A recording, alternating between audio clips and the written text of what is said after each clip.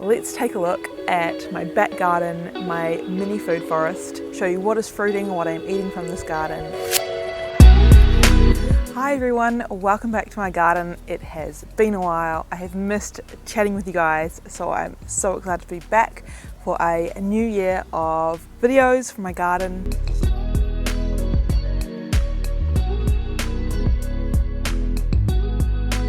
It has been so hot here in Perth, and no surprises there.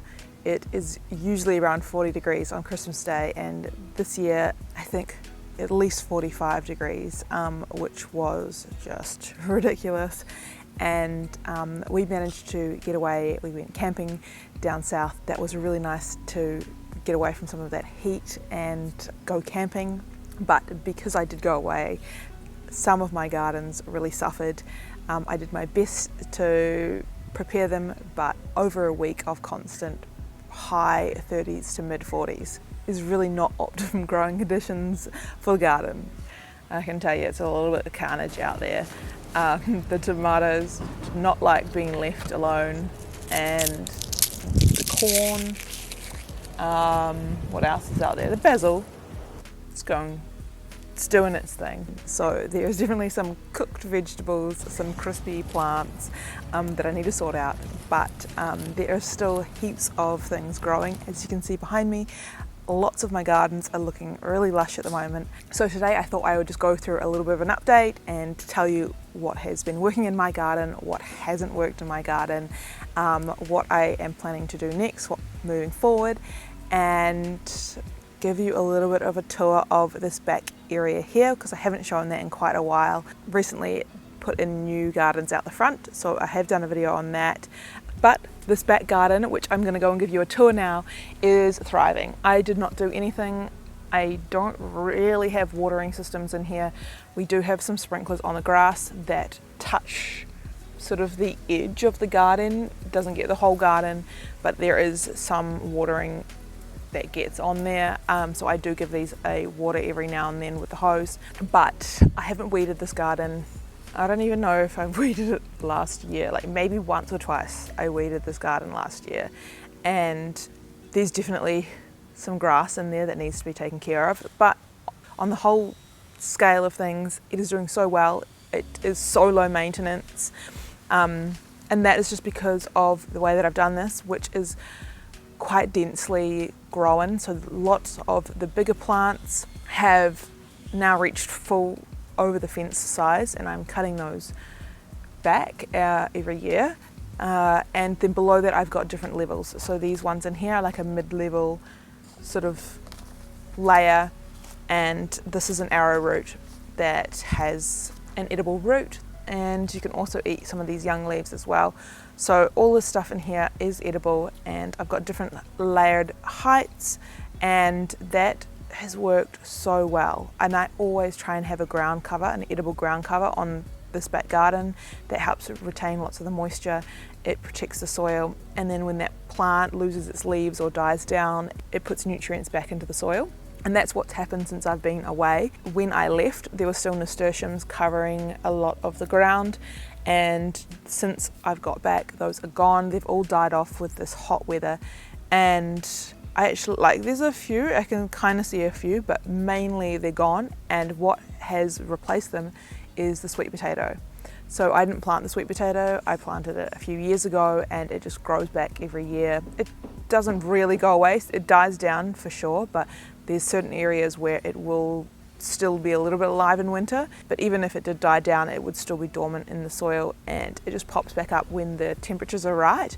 And so obviously over summer, over Christmas when we were away, the temperatures must have been perfect, because I've come back and I have this lush green sweet potato ground cover that was hardly there when I left. And sweet potato was so fast growing, so I was only away for 2 weeks, but it is already looking so lush and covering so much ground.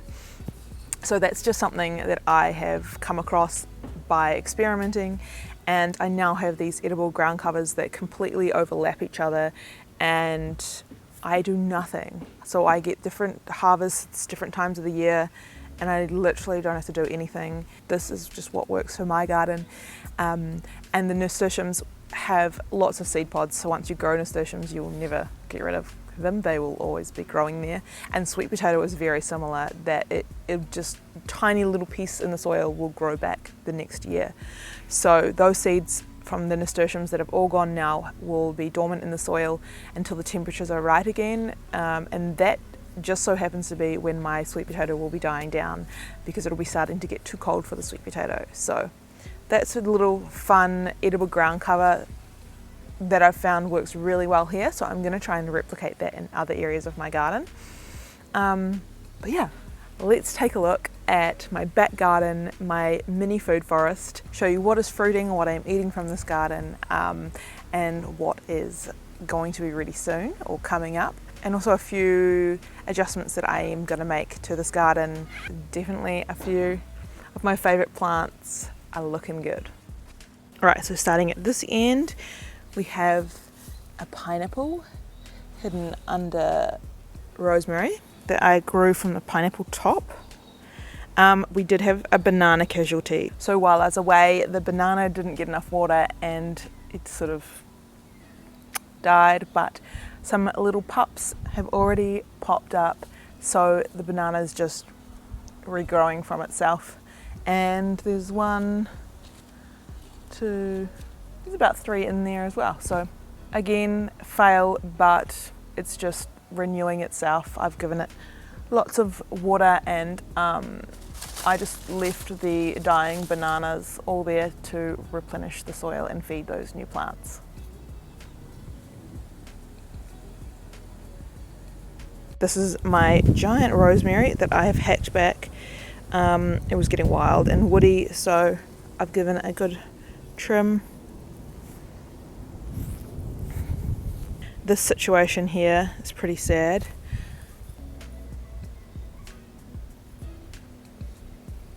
So that is another, it's probably the only other major issue from when I went away. The peacherine did get cooked. It's just got too hot, not enough water. So I've put up this temporary shade and given it some liquid seaweed and lots of water, and hopefully, fingers crossed, it will bounce back. Yeah, just too much heat, not enough water. It's not very established. I only just got this in November, so it hasn't been here long. It is not established enough like lots of my other trees out here, so hopefully that comes back. Down here we have a cherry tomato that's sort of just fallen over and doing its thing, another pineapple, and then here we have the feijoa, which has little baby fruits on it. So there's some little fruits all over this one.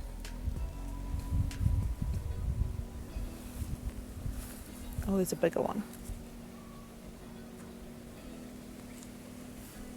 So in here we've got the lavender, which is sort of needs a good chop back. Sweet potato, which is just climbing out of nowhere. The lemon, which I've been getting heaps of lemon off still. A few lemons. And this is like my chuck area. I throw all my stuff in there, like a compost situation that you can't really see from far away, but that can all break down and feed the plant. And then this is the other feijoa, which has heaps of little feijoas on it, and some are actually really big, like this guy.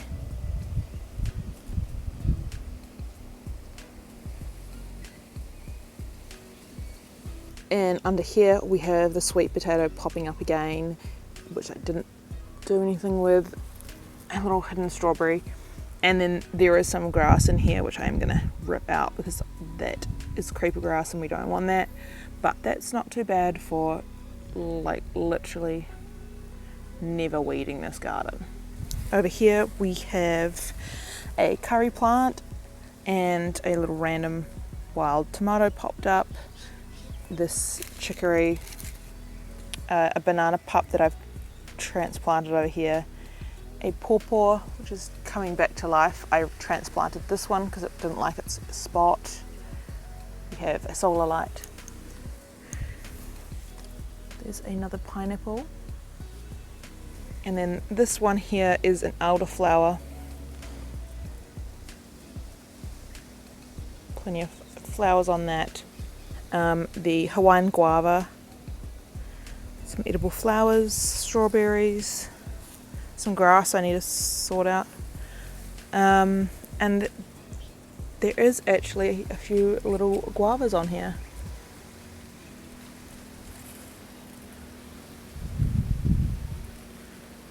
So it's looking really healthy. After this one fruits this time, I'm going to give it the first real haircut because it's the shape's getting a little bit out of hand here, so I will give this one back cut when it fruits. And then down here I just have some more edible flowers, tomatoes, a zinnia, cardamom, small sweet potato popping up down here. Yeah, obviously I need to do something about that grass. And then up here is the white mulberry that I grew from a cutting, and it's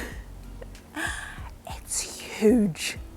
I really need to cut this back again. So that is something that is on my to-do list. I'm gonna do another big prune of this, and I'm going to do heaps of cuttings again. I have done a video on that, so I will link that, but I will do a new video on what I'm gonna do with this and how I make the cuttings, because yeah, it really needs a good trim. It's too tall, it's just blows over in the wind, and it's finished fruiting, so we'll give that a hack up.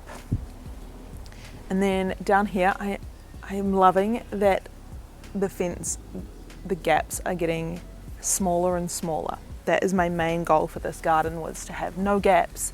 So I'm going to continue to replant things like this arrowroot, which is like a medium sized layer and looks really nice and tropical. So I'm going to get more of that going, and I'll just dig up some of the smaller bulbs and replant them. And then over here I have the strawberry guava, and it's looking nice and lush again, and there's some fruit on it, more flowers coming out, so there'll be a nice crop of that soon.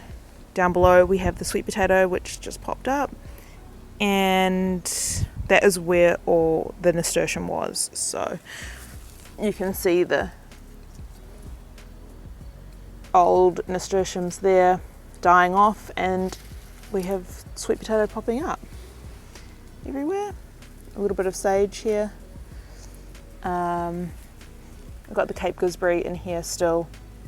It doesn't like the wind. We have the fennel, which has sort of finished off now. I've cut that back heaps.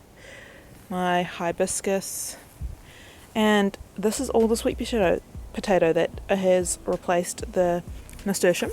Look how it's even growing up the trellis. We have some, I just popped these little extra cucumbers in here because I didn't have anywhere else to put them. And then over here we have some little edible violets. They're a nice shady ground cover, and the rest of the nasturtiums that are really at the end now, that don't like this heat. Some more cucumbers, random monstera. Here in the shady area where not much else grows. It's all looking really good.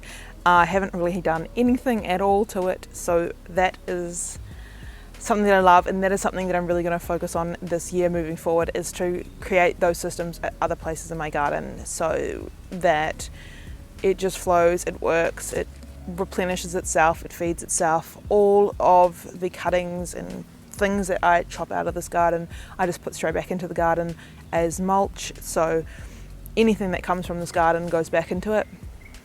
And I really like that system, and it seems to be working really well. And once we get these systems in place, it is so much easier. Things grow without so much looking after, and then we can focus on new areas. So that's why I do like to set one garden up at a time and really focus on that, and then move on to the next, rather than just going all out at the start, making hundreds of gardens and then it being too much work and I can't sustain it and it ends up a mess. So I have lots of that to share with you, and I'm not here to tell you how to garden as much as people want me to tell them exactly how to garden.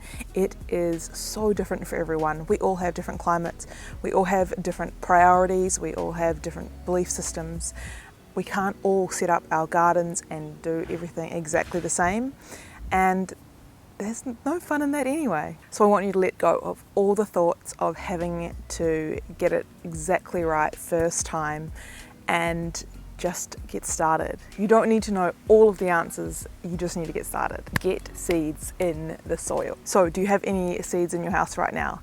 If you do, I want you to go and grab some of your seeds and I want you to plant 5 seeds. So at the end of this video, or even hit pause and go and find some seeds in your house, and I want you to plant 5 seeds right now, anywhere that you can, like in the garden, in a pot, in a container, down the side of the driveway, by the letterbox, anywhere. Just go and get some seeds and plant them in the garden. And if you don't have any seeds, then maybe you have some produce. Maybe you have a watermelon, you can get some seeds out of that. Maybe you have tomato, you can get some seeds out of that and try those out.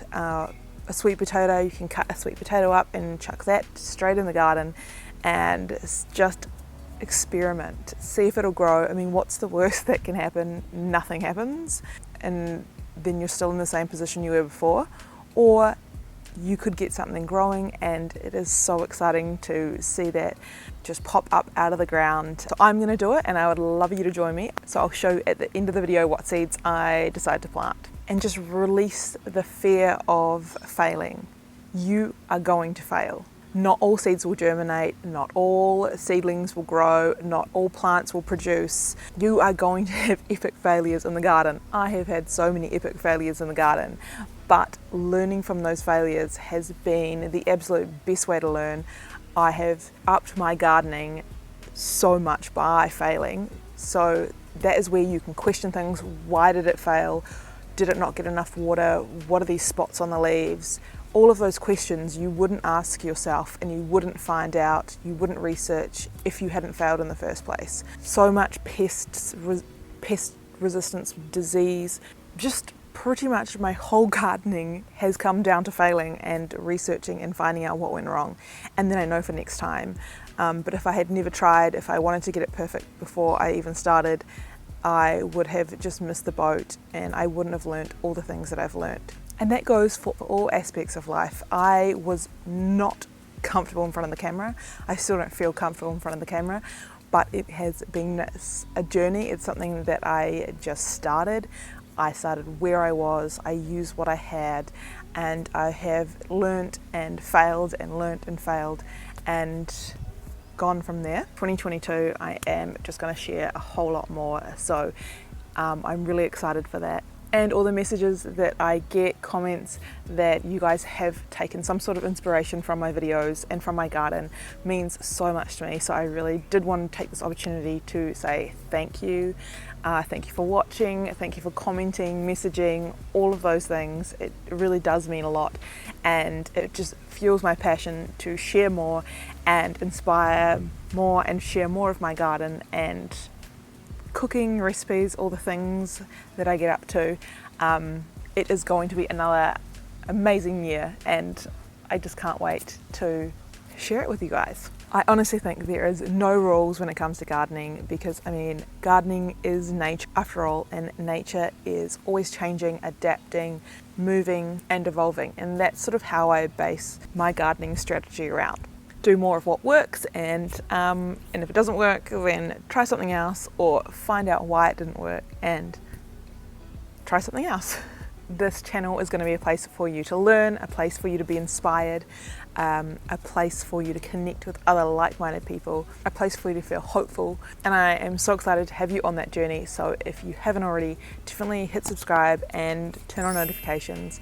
Yeah, I hope you enjoyed this video. I am so glad to be back. I can't wait to share more with you. Make sure you go and get those seeds. Actually, let's go and get those seeds. We're going to plant 5 seeds, flowers, vegetables, whatever you want. I'd love to know what you plant, so leave a comment below with what you plant, or tag me in Instagram stories. I'd love to see your 5 seeds going in the soil, because they're going to grow a whole lot better in the soil than they are in the packet.